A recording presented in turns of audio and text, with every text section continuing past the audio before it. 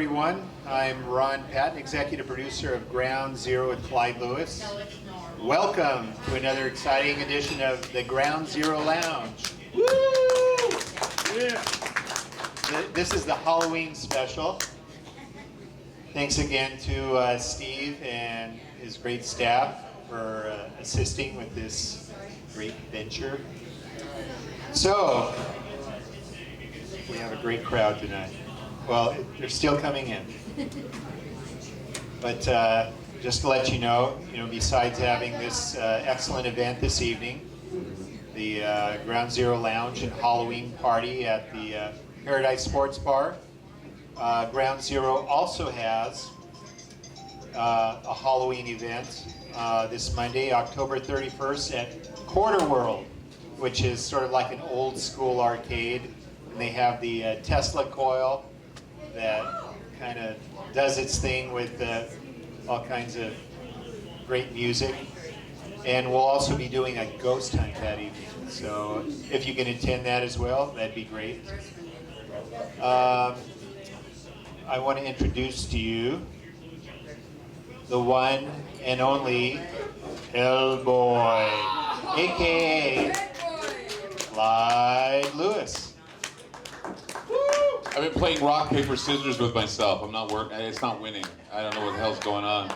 You also told me I can do something else with this, but I don't know what. Don't want to shove it in any other places. But anyway, thank you all for coming out. I know I don't normally dress up for Halloween. I just figured it was something to do. Usually I tell people I'm not going to dress up this year for Halloween because, Vincent Price never dressed up for Halloween. And he was Vincent Price. I mean, I just come as Clyde Lewis. That's scary enough, isn't it? Wouldn't that be good if I could do that? That'd be cool. Yeah. Anyway, thank you all for coming out. I know a lot of people have Halloween commitments. They have Halloween commitments at their companies, corporate stuff, all kinds of stuff. And you guys made it here tonight. I'm really grateful for that.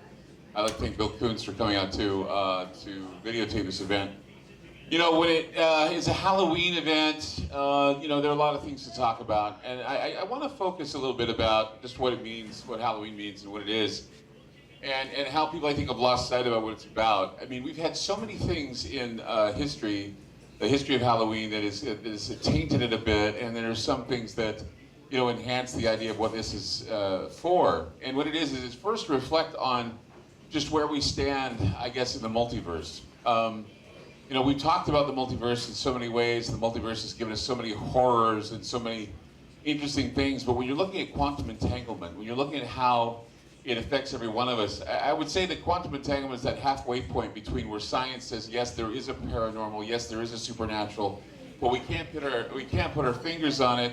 We use Heisenberg's uncertainty principle. We use all kinds of things to kind of say, yeah, anything can happen, and it usually does, and this is where we think about this at Halloween time. I think a lot of people seem to think, Halloween is like a time for carte blanche films about, I guess, you look at movies and they're all slasher films, and you're seeing blood everywhere, and that's what it's about. It's not all about that. I mean, there is this spiritual side to Halloween, and we don't want to lose track of what kind of spiritual side that is. I mean, we have a lot of people telling us, well, Halloween is a time for Satan. Halloween's a time for the devil, and I don't participate in that kind of stuff. Well, the light side and the dark side, the duality of what it's all about, I think is important to understand. We do have a duality. We do have to understand that we keep it in balance.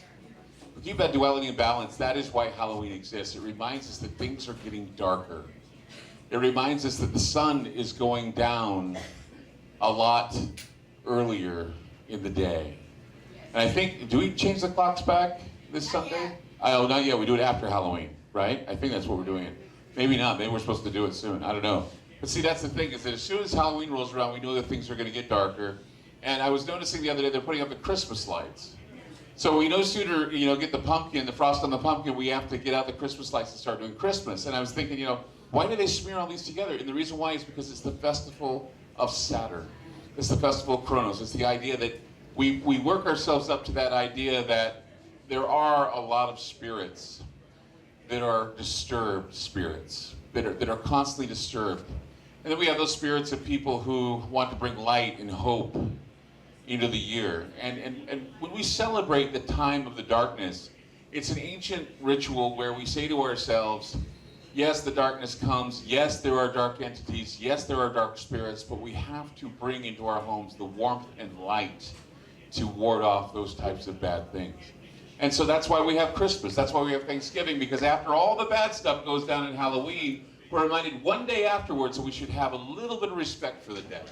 We should have a little bit of respect for the spirits that are out there guarding over us and watching over us. And there is this barrier, and there's this matrix we've constructed for ourselves that we call normal. But you know, it really, normal's kind of one of those things that you should use in quotes, because what is really normal? What is really the normalcy bias we tend to have? Things are changing so much in this world now. Abby normal, that's exactly right. Abby normal. Everything is Abby normal right now.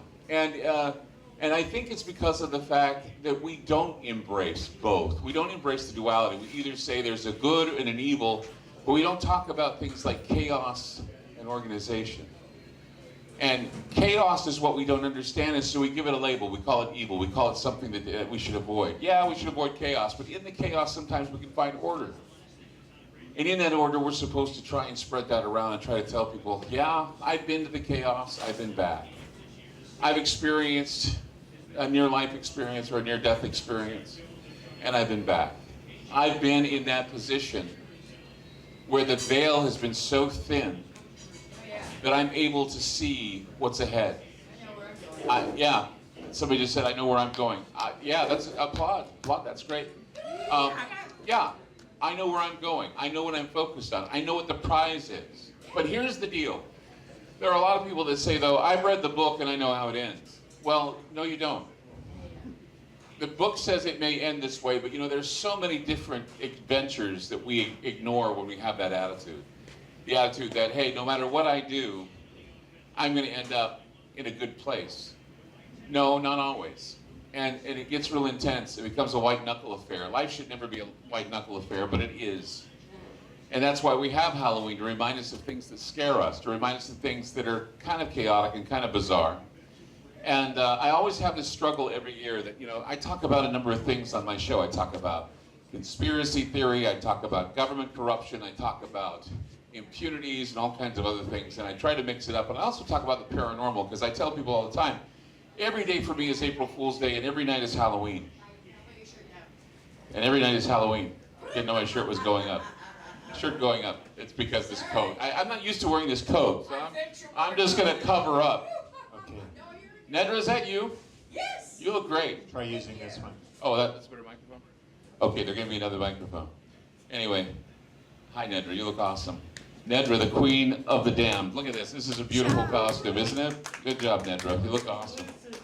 Very good. I didn't recognize you. Fabulous. Awesome.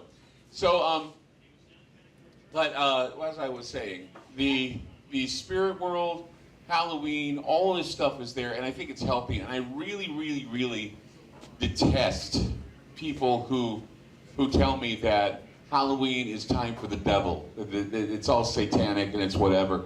Yeah. You know, those are joyless people. Those are people that, you know, are so afraid that their souls are going to burn in hell that they do everything, you know, to walk that tightrope. And you know, if you're strong and if you have goodwill in your heart, if you have hope in your heart, you're not going to stray too far off the straight and narrow. And the thing that's interesting is that when you look upon someone's heart rather than look upon other parts of them, you tend to realize that people want so badly to do good. They really want to do good. And that's been my experience, is that people really want to do good. There are, of course, people out there that do bad things, but, you know, most of the time, everybody wants to, you know, they got kids, and they got family, and they got lives, and they got things that they really, really, really want to cherish. And what hurts them is the idea of shaming and saying that what they're doing is, in your opinion, bad. And I've had that experience lately when I've been talking about some of the darker things, talking to some of the spiritual realms, and people telling me that this is what the Bible tells you you shouldn't do. This is what the Bible... you know what? I think that's awesome that you have the Bible in your life. I tell them, I think that's awesome you have the Bible in your life, but please don't. Stories of people who wrote bits and pieces of what happened in history. Well, I would say this. It's a spiritual guide. It's everything, but you know, it's not something you can hit somebody over the head with like a cudgel. And I've always been of the opinion that, you know, some people think that it's okay to hit people over the head with it. It's not good. You know, if you've had a spiritual experience, if you've had an experience dealing with the other side, if you've had an experience, whether it be a demonic experience or any other experience, these are life experiences that are part of life. They call it paranormal, but you know what? Anymore, it's becoming normal. Paranormal means outside the norm. Paranormal means a little bit, you know, supernatural or strange. But you know, supernatural things happen all the time. And if you're not attentive to them, if you're not having any attention to them, then you're not going to see them. And everybody seems to try and figure out, well, there's something logical I can say about my paranormal experience. Well, sure you can. And you can deal with that for the rest of your life, but there's a lot of things that don't make any sense, whether it be meaningful coincidence and strangeness and that still small voice in your head telling you that something is wrong or right or any, that's all part of the paranormal experience. And so when the darkness falls, which is falling now, when we're seeing how the seasons are changing, they're changing because they remind us that eventually the light will return. They're telling us that, yeah, the journey into the winter is going to be a dark one. They're telling us that, yeah, you know, something's happening. And I can tell you right now that I'm worried for this immediate future. A little worried for this immediate future because I see people very angry about where the world's going, but yet they're willing to settle for the lesser of two evils.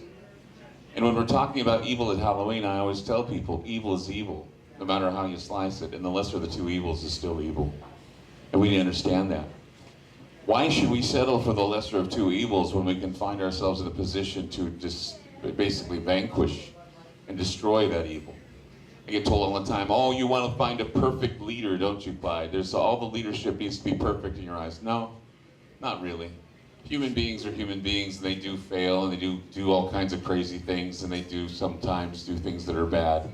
But the problem I have is when criminal activity is going on, and yet we let it slide. We let it slide because of our identity politics. We let it slide because of party purity. We let it slide because we feel we don't have a choice. We do have a choice. We have a choice to say no. We have a choice to fight back. We have a choice to say, you know, I don't like the way things are going. We have a choice to say, I know something is wrong. I know there's a symptom that needs to be vanquished. I know that we need to find a way to cure what's bothering us. I know we need to heal. But the dialogue there is not happening. So many times we want to get involved in what is known as combative talk.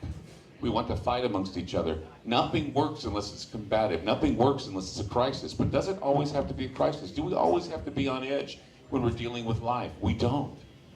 We really don't. We don't need the stress. We don't need the trouble or the turmoil. I think the only things that bother us anymore are the bill collectors and those who most certainly want to get into our face and tell us that the way we're living is wrong.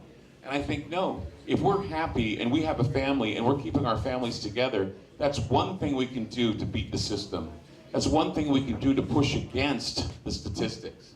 I've always felt to myself that if I could find a way in one manner or another to beat the statistics, to fight against these statistics that tell us that we're doomed, I'm doing my job. And I would like everybody else to think that way too. If you see a statistic and you don't want to be a part of it, fight back and say, I don't believe in this statistic.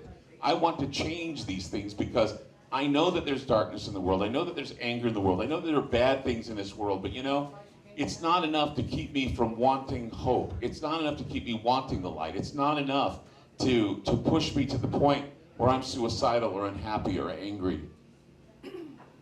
We get angry from time to time. I get angry from time to time. I get frustrated from time to time. But I think the problem we have is not enough dialogue about this.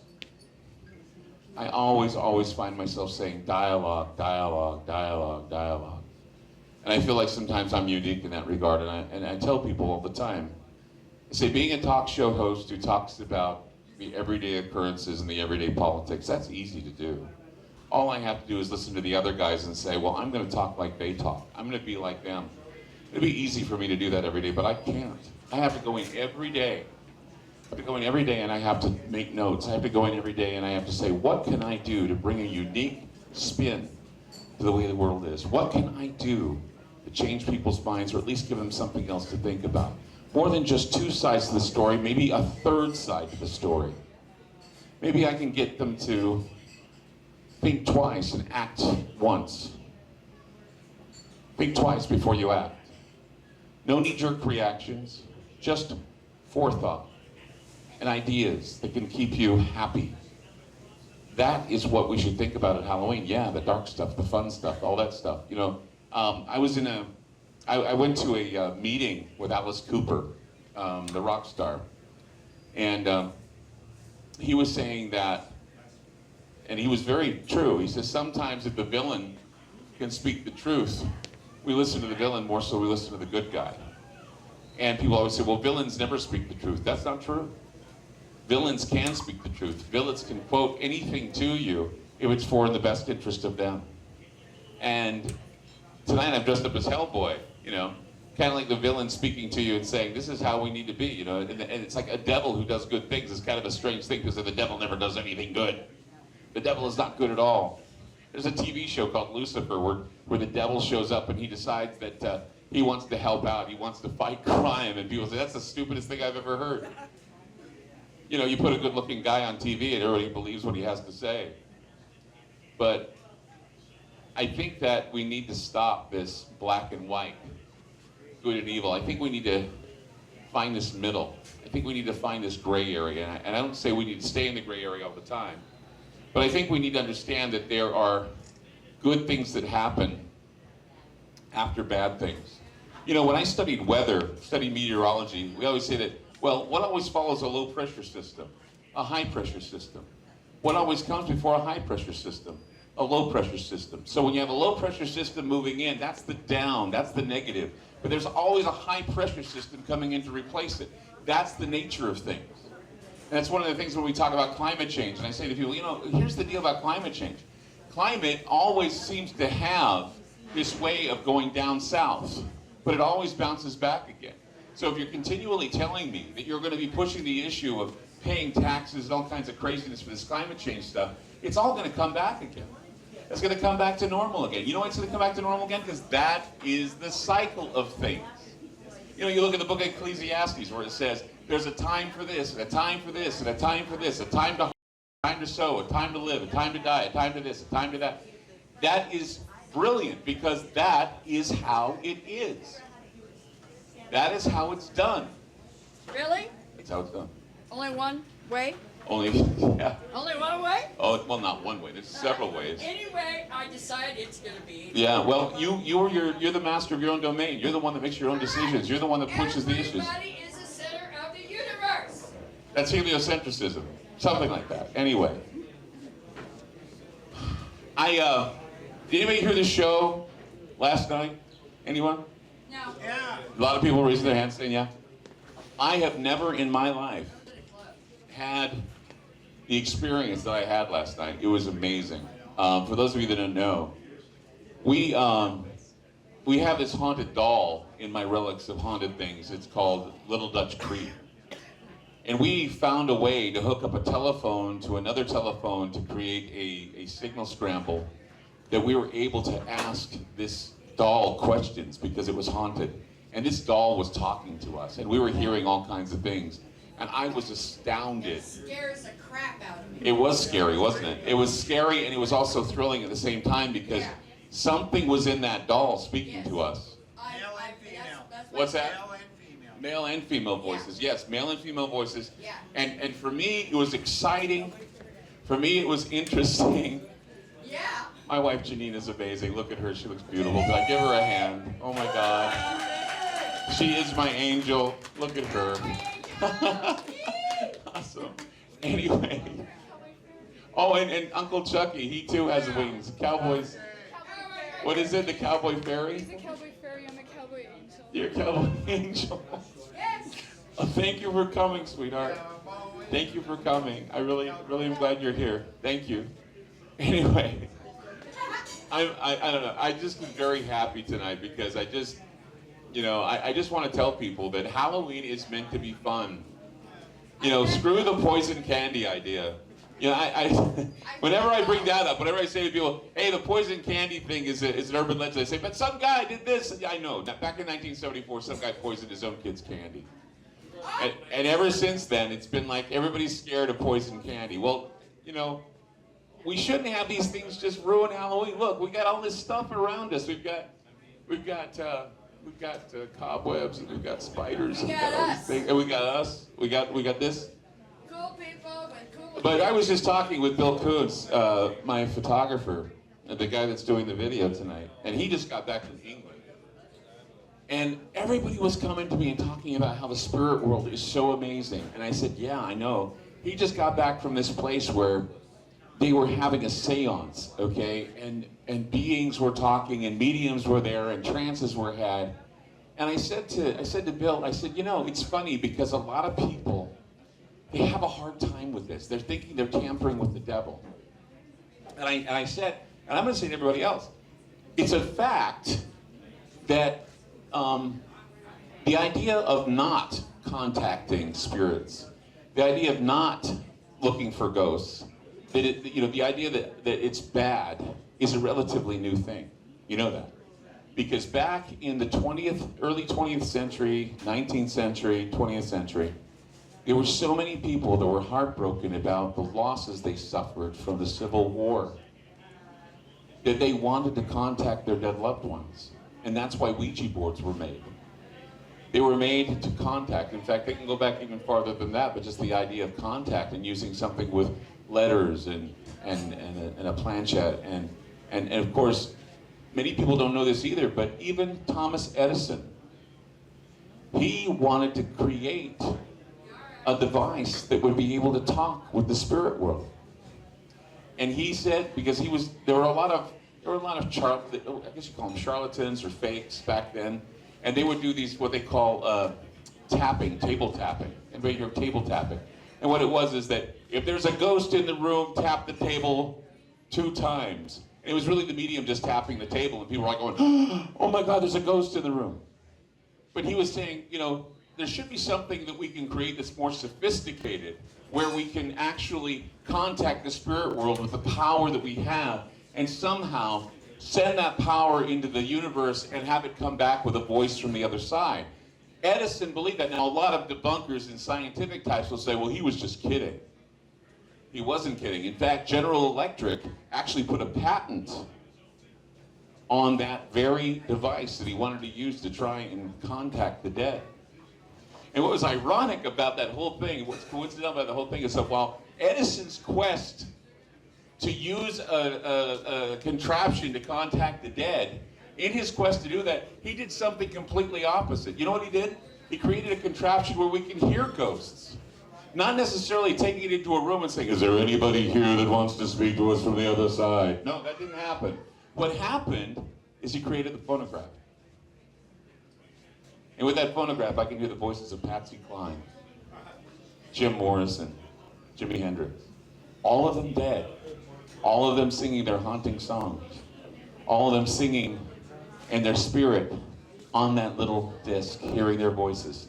Now here's the deal. If that can be done with a disc, if that can be done with magnetic tape, if we can somehow keep and preserve those voices on magnetic tape and on disc and on wax, and we can play it back again from someone who has passed away, that is the key. That is the key to contact, in my opinion, because you know what? This entire planet is electromagnetic. It's an electromagnetic field. We have the magnetic field surrounding us. We have a magnet inside of the Earth, the core. We have a magnet called the sun. So everything that we do has an electromagnetic signature. And what if ghosts are nothing more than electromagnetic anomalies? And so what we do is we increase the electromagnetic field and suddenly we start seeing ghosts. Or perhaps all of our energy together as human beings could create that kind of cloud of electromagnetic energy to produce a spirit to appear. That's why in a seance you all clasp arms and you say, if there's anybody in this room, please identify. It's the power of everyone in unison creating that spirit. It's psychokinesis.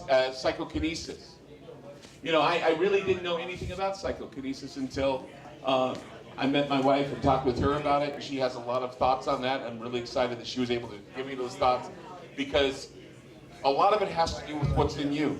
They always say the truth is out there, but no, the truth is in you, and the truth is what comes from you. It comes from your subconscious, comes from your collective unconscious. It was Carl Jung that said, that we have dark archetypes, we have lighter archetypes, and we have to find a duality with each. Find a duality with each one. And that is why I think that it's not a bad thing to mingle, or at least try to walk up to the veil, part it for just a little bit, and see if there's anything out there that wants to speak to you. Whether it be a dead loved one who loves you and wants to speak with you, or it could be a loved one that you've never even met yet. It could be a loved one that hasn't even been born yet. Because I was once told, and it was a very interesting truth, when I felt really bad and I fed down in the dumps, someone once told me, he says, you know, there are people on the other side that want you to succeed. And those people on the other side that want you to succeed are those that have died. Your loved ones, your ancestors, and those who came before you. And then there are also those who haven't been born yet, who are there watching you, waiting for that moment where you will make a difference, and you will give them the opportunity to come into this world and to do the things that they're supposed to do to make it a better place. Because in that multiverse, if this part of the multiverse dies, I believe the rest of them die. It's a domino effect. It really is. If part of the multiverse dies, where it's another part of the multiverse where people don't care, they want to destroy it, there's the domino effect where the rest of the multiverse will die with it. They're proving with more and more experimentation and more trials that we are living in a multiverse. Some people even think we live in a simulated world. If it's simulated, we don't know the difference between what is real and what is not real. The unreal. Just like in the Matrix, they say, welcome to the world of the unreal. Welcome to the world of the real. What is the difference of the simulation? If the simulation is so good you can't tell the difference, well, if you can't tell the difference, then it is real, is it not? This is all some simulation. It's a great simulation. It was all some accident. It's a great accident. If things come through in the glitches, like spirits, or things come through like demons, or darker entities, or chaotic entities, or how Thomas Sheridan, when he was on my show, said feral energies. I like that term, because not every energy that's chaotic is evil. It's just feral. I mean, when an animal attacks you, do you think that animal is evil? No. It's acting on instinct. It's acting immorally. It's acting without any conscience of whether or not it's right or wrong to attack. All it takes is understanding of the elements of this world. All it takes is the understanding of why these elements, when they come together, create the spirit world. Why we decide that there is something more than just what is here in material. There's something greater, something spiritual, something fantastic. That's why I defend every single one of you who decide that you want to know more. I defend the idea that you can't be limited by just one book like a Bible or one history book. There's conspiracy history, there are Sumerian tablets, there are other ancient tablets that testify that mankind has always had interaction with beings somewhere out there.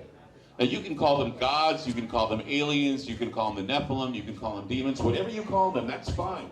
You can be afraid of them if you want to, but there's nothing, in my opinion, that'll convince me that it doesn't happen. There's nothing, in my opinion, that doesn't convince me that people are inspired. There's nothing that can convince me that this does not happen, because people every day are inspired to do greater and wondrous things. They're inspired to do fantastic things, and they're also inspired to do horrible things that will destroy us. And that is why I always say, you know, I said the other night, I said, I hate being the guy in Halloween that has to talk about elections, has to talk about leadership, talk about politics, because here we are at a time where everything that we do, everything that we think and everything that we feel, the division, the hatred, the anger, having this consume our lives. Why does it consume our lives? It shouldn't. What should consume our lives is the fact that, yeah, we're making a decision, but these people are not external saviors. They're not gods. They're only people. They're only people. And I don't know what it is with political rhetoric. I don't know what it is with political philosophy or ideology that gets people so worked up. I don't know what it is about religious philosophy and ideology that gets people so worked up.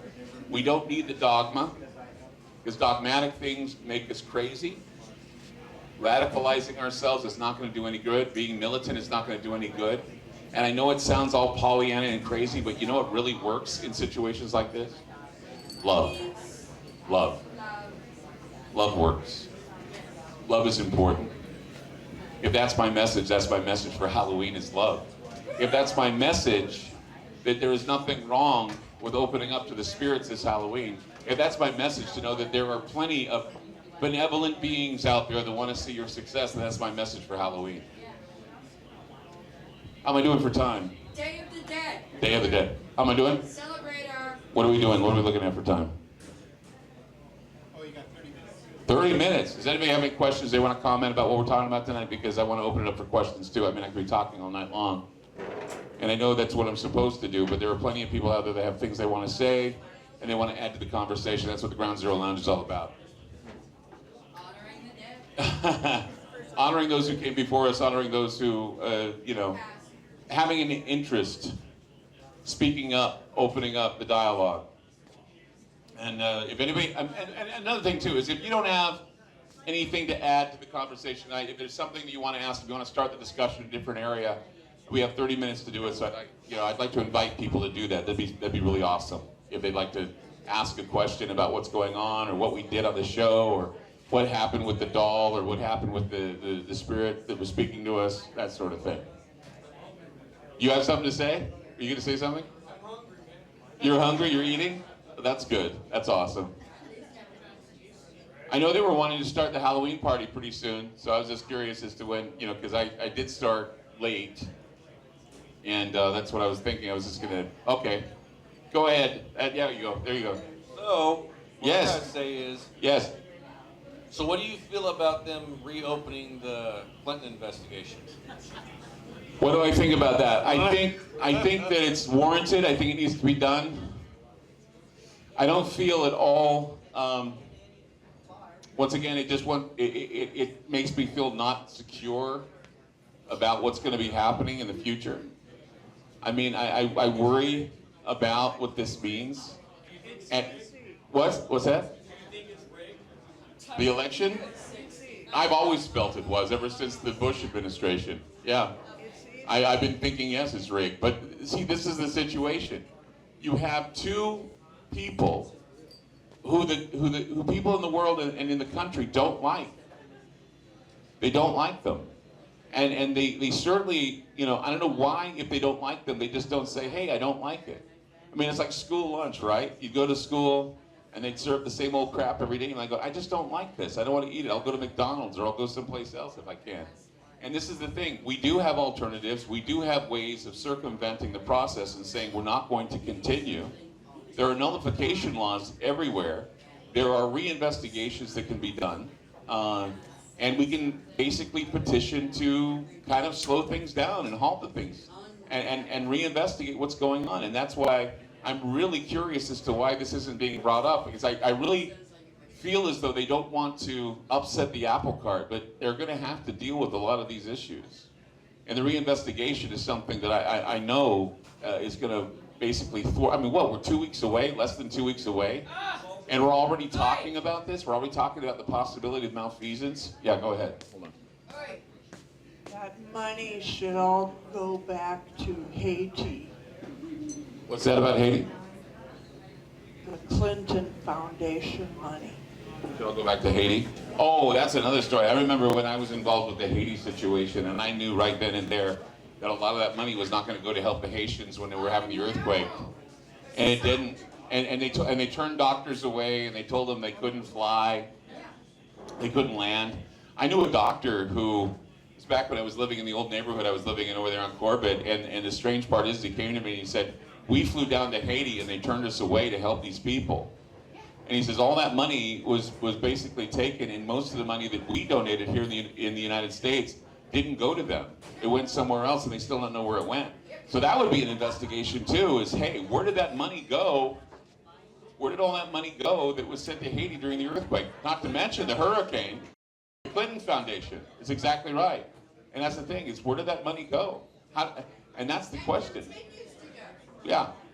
I mean, where does it all funnel? I mean, when we have these disasters, I remember when George W. Bush was up there with Bill Clinton, and he said, I know there are a lot of people out there that want to send blankets, they want to send clothing, but just send them your cash. Just send them your cash. And I thought that was kind of odd. Just send them your cash. I didn't understand what that meant.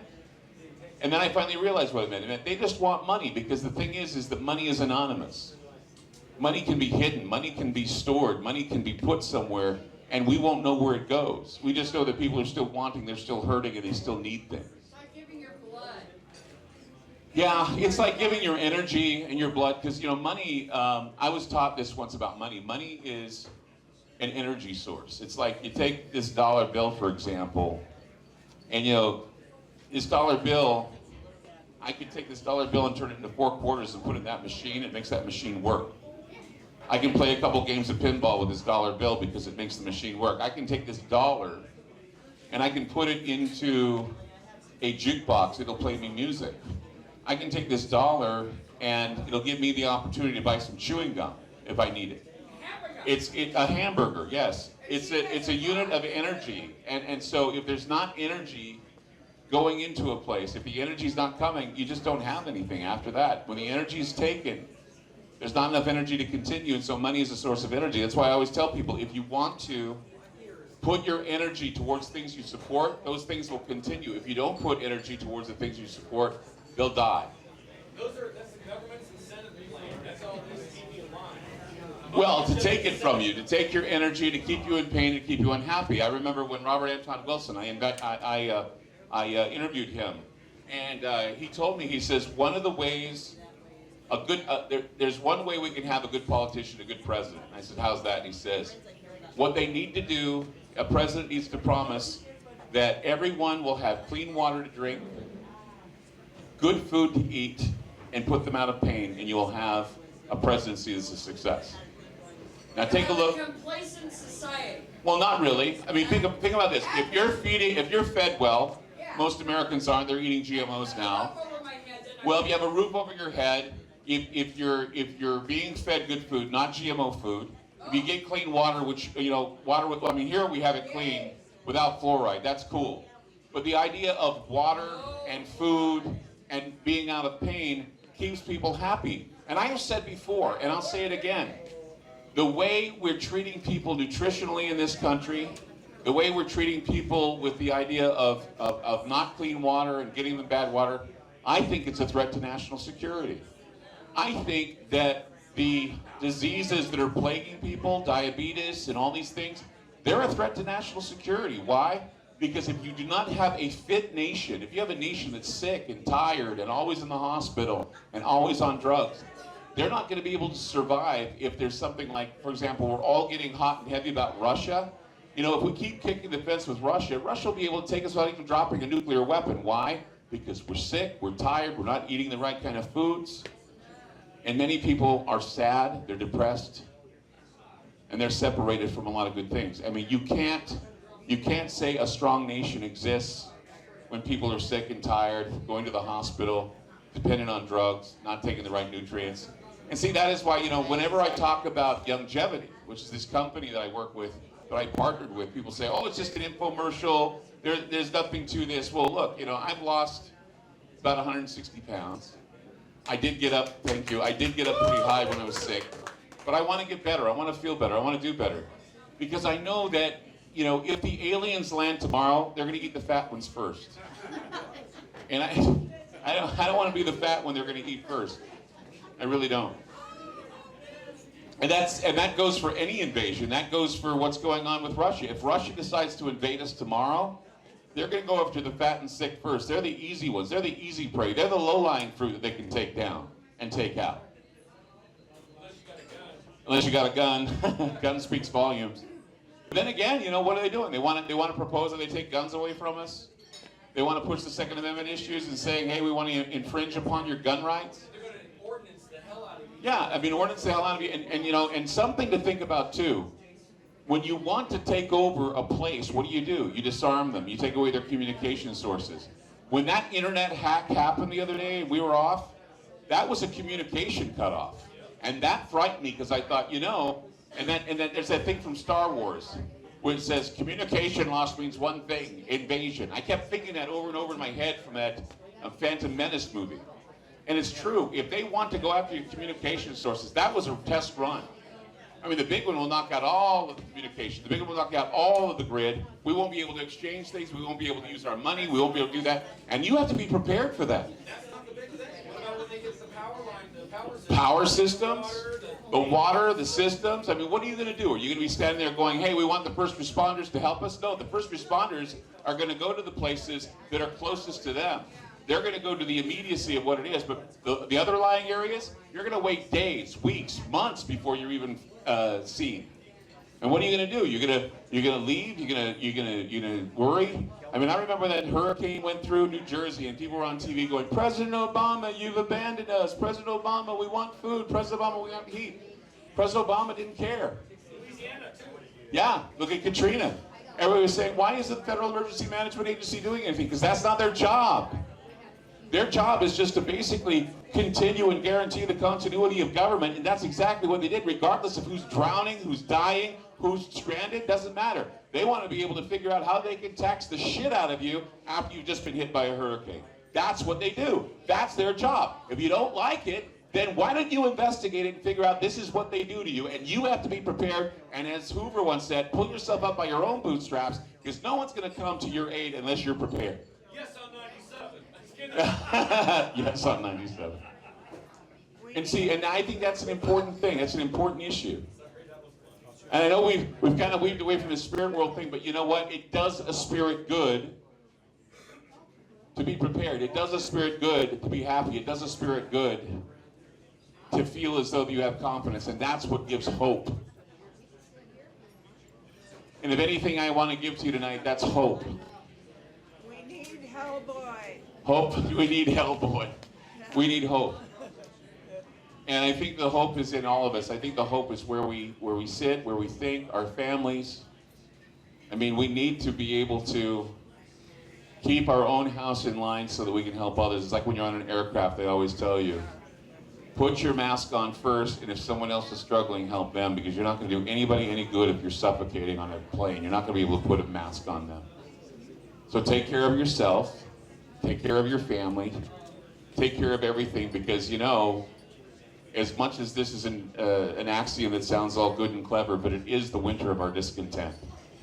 We have to realize that after the election, which is happening in just a few days, 50% of the country is not going to like the decision that's being made. So you want to say something, Ron? Who wants to say something? 50% will not like the decision. Go ahead.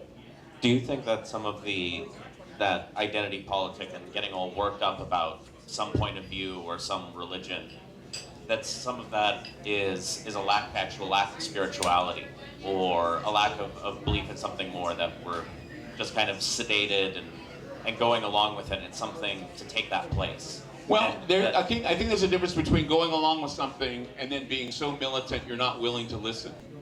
And that's what I'm worried about. I'm dealing with militants every day who write me, and they go beyond the idea that you're wrong. They go to the jugular. They go to, I hope you die. You know, I hope you die and go to hell. You know, it's things like that, okay, you're right. It goes to a point where, yeah, you don't want to be passive, but it gets to that point where you're going too far on one end. It's like when people start, like if I were to say to you, you know, hi there, I don't agree with you and I hope you die. You wouldn't like me, and I wouldn't like you either. And that's the thing, is that it gets to a point where you're no longer praying, you're cursing. You're no longer thinking good things, you're leaning towards more Luciferian satanic ideas, where it's all about me and my spirituality is all that's important. Your spirituality, I don't give a shit about, and I'm going to tell you I don't give a shit about it, and I'm going to get in your face, and I'm going to, in one hand, hold the Bible, and in the other hand, pound you one. Go ahead. Letting go of critical thinking and abdicating thoughts and disengaging from the No, dialogue. not necessarily. No. I mean, I don't think it is advocating. I mean, look, there's something called radicalization within any religion, and we just go ape shit over Muslims that get radical. Well, I want to start getting ape shit about Christians that go radical. I want to say, look, there's a point in your Christianity and there's a point in your religion where you're not adhering to what Jesus. You know, there was a thing I saw one time on Saturday Night Live that was hilarious. It said, Jesus against war, Jesus against higher taxes, Jesus against this, Jesus wrong for America. And that's how it is. I mean, if Jesus were to run for president, he wouldn't win. if you didn't know who he was. And I always tell people, if Jesus was to return, it'd be like Jesus to hire a telemarketing firm to call people on the phone and say, hey, he's returned. Oh, shut up, hang up. Because that's the thing, is that I think people, they take for granted that they'll know exactly a demon when it walks in the door, or they know when something good is walking in the door. They don't. They're human. And I can say all the good things, I can say all the nice things, and I can smell really pretty, and I can have all the nice unblemished face, and you can think I'm the greatest thing in the world, but you know what? Deep down inside, I want you gone. And people, that's how it is when you're looking for presidents. They can look good, they can be poised, polished, they can say all the right things, but then when it's all said and done, the honeymoon's over in 9 months, and you got to basically figure out just what the hell you did and how you elected that person and how you want them gone. We want one asshole to get rid of the other asshole. And when I talked about a demon fighting a demon the other night on the show, people said, how dare you say this about demons fighting demons? And what are we doing with the presidency? We hire one demon to take out the other demon as a disinfectant. It happens, but it's the lesser of two evils. That's exactly right. One evil demon taking out another evil demon. We just basically say, which one is the lesser of the two, and which one are we willing to deal with when it comes? The one we know or the one we don't know? So it's demons fighting demons. It's alien versus predator. And you know what? When alien versus predator has a fight, who cares who wins? We lose. Because the alien is still going to eat us. The demon is still going to kill us. We gotta get smart. We got to start figuring out that they taught us that the bar can be set low. We can set the evil wherever we want it and say, oh yeah, okay, I'll be apologist for that. I'll be an apologist for this little bit of evil because I know that this guy's going to do a good job. Or I'll apologize for this little bit of evil because I know that she's going to save us. No, they're not. They're not saviors. The apotheosis is pathetic. And why do we do it? Because we're being programmed to do it. And they're more sophisticated now in their programming. It's neural programming. They've done, you know how long they've been campaigning? 4 years. 4 years they've been campaigning. It's like this campaign has not stopped. And it's not going to stop. Once we elect the president, there's going to be somebody standing up there going, I'm going to run in 4 years, and I'm starting my campaign now. Really? Who cares? We just put in a new person. But this doesn't matter. They're going to push this issue because the thing is they've realized that politics is a great floor show. It's a great reality show. It's theater for the ugly, and people want to play. And I think that's something that's consuming us too. When I watch the news every night, and the only thing I hear about is what Donald Trump said, or what Hillary Clinton said, or what she did, or what he didn't do, or what they didn't do, and I want to know something else, hell, my job's easy then, because I can just go and I can harvest whatever stories are not being reported by the news and say, hey, I got something to tell you that's unique and interesting. So that's a conspiracy theory. Why? Because the mainstream news avoided it? Because they want to talk about Hillary and they want to talk about Trump? No. It's because there's so many things out there that are not being reported or talked about. There's so much dialogue that's being ignored by the mainstream, and I feel that it's my job to bring that dialogue to light. George Soros, he owns it all. And I think that bringing dialogue to light in a different way, and people will be offended by it, but you know what? It's because their normalcy bias is being kicked around. But we shouldn't be just so caught up in the dogma of things. We should live, we should be happy, we should let the spirit in, and we should not be afraid of those spirits that want to come in and we want to enrich our lives. That's what Halloween is about. That's what I talked about from the very beginning. We've gone full circle, and I think I'm done unless anybody else has a question. You have a question? Okay, go ahead. No questions? If there's no questions, I'm going to stop because I think I've said enough. I know we're almost to time, and I know I'm under my time, but thank you so much for coming out to the Ground Zero Lounge. Have fun. It's a Halloween party. Good night.